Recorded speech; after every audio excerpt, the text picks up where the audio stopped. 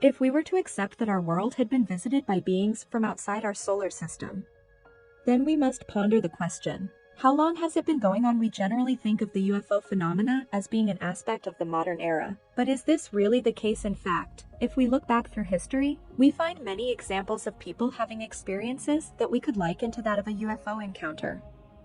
If it happened today, even for the most committed skeptic about UFOs, it's interesting to question why humans from across the world have reported encounters with flying objects and their occupants throughout recorded history.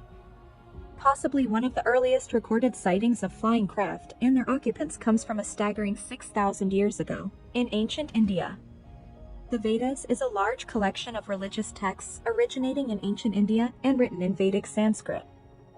Within the texts, as a passage describing an event in which large flying craft visited the Indian continent known as the Varmona. They were described as being flying ships or floating palaces, and they played a key role in the texts.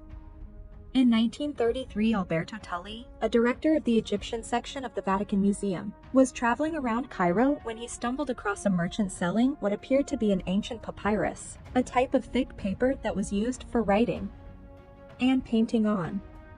Examining it, Tully observed hieroglyphics, describing a mysterious event that occurred in 1140 BC in which a circle of fire was seen in the sky, and which emitted a foul odor. According to the papyrus, this incident was the first of a wave of sightings that included circular objects that hovered in the sky. Tully's papyrus has been met with some skepticism since. He admits he could not afford it during his initial visit, and so made a copy. He attempted to return to purchase, and having acquired the funds, but was unable to find the merchant, and the original has never resurfaced, making it impossible to authenticate. This has led some conspiracy theorists to suggest that the Catholic Church secretly acquired it and are hiding it in the Vatican archives. However, it is hardly the only such evidence of disc-shaped objects in the sky from ancient history. The Italian peninsula found itself focus of numerous sightings of such objects. At the height of Rome's power in the centuries leading up to the recorded birth of Jesus Christ. At the time, Rome was the most powerful and sophisticated nation in Europe, North Africa, and Western Asia, and so was best suited to recording such sightings. In 214 BC, Roman historian Livy wrote about phantom ships gleaming in the sky, while Rome was undergoing a particularly harsh winter. The sightings coincided with other strange events recorded in and around Rome, including witnesses reporting white-robed men, apparently observing Roman settlements from a distance away. The sun seemingly shrinking in the sky, and at least 2 moons appearing in the sky one night. In 100 BC, the writer Julius subsequently began recording yet more sightings of disc-shaped objects in Roman skies.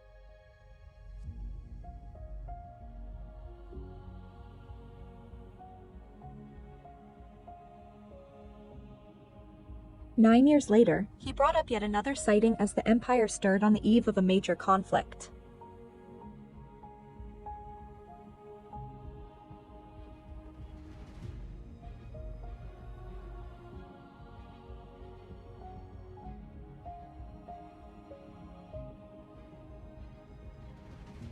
From this description, we can infer that the object was powered since it had the ability to take off.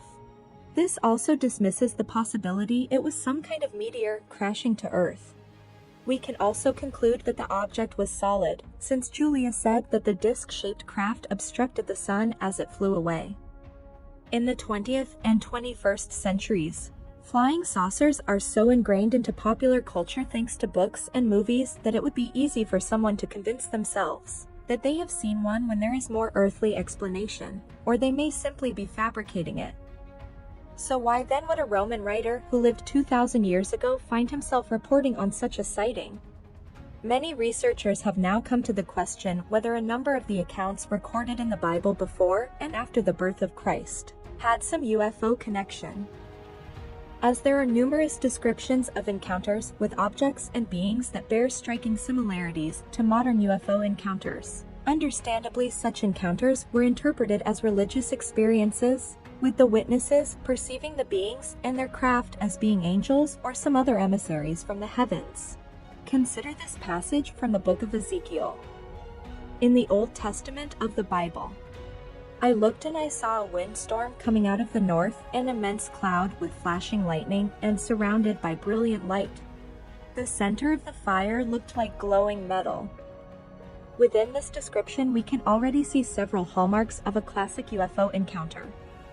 The bright lights and the metallic structure of the craft, as Ezekiel explains that the craft carried 4 humanoid beings. In appearance, the form was human, but each of them had 4 faces and 4 wings. Their legs were straight. Their feet were like those of a calf and gleamed like burnished bronze. If someone were to report a similar incident today, then we would certainly classify it as a UFO encounter. As equal sighting could be interpreted as being very similar to a series of sightings of craft and beings during the 2007 Turkey UFO wave. Looking further, in the Book of Kings, the prophet Elijah's departure to heaven has been likened by UFO just to a UFO abduction. And it came to pass as they still went on and talked, that, behold, there appeared a chariot of fire, and horses of fire, and parted them both and cinder. And Elijah went up by a whirlwind into heaven. But perhaps even more compelling are the story of the watchers in the book of Daniel. Daniel talks of beings who descended from the heavens and decided to not only stay on earth, but marry humans and produce offspring known as Nephilims. It's interesting to note that the Bible primarily describes the watches as males and the humans as females who bear their children, because in modern ufology there have been claims made where human women have had their sexual organs harvested. Could this imply that humans have been used in some kind of research or even as part of a reproduction effort? With aliens for centuries, it could certainly be interpreted this way. A handful of ufologists have controversially even suggested that the most important story in the Christian Bible, that of the Nativity and the birth of Christ, had some extraterrestrial involvement, namely concerning the star that guided the shepherds and the 3 wise men to the stable where Jesus was born. The book of Matthew states after they had heard the king, they went on their way, and the star they had seen when it rose went ahead of them until it stopped over the place where the child was. When they saw the star, they were overjoyed. On coming to the house, they saw the child with his mother Mary, and they bowed down and worshipped him. The theory that some UFO researchers subscribe to is that Jesus was a product of alien experimentation, with humans with the Virgin Mary's Immaculate Conception being the result of an alien abduction.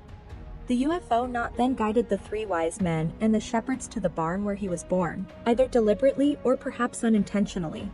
In the former case, it may have been an effort to draw attention on the baby, to perhaps protect it during its time on Earth.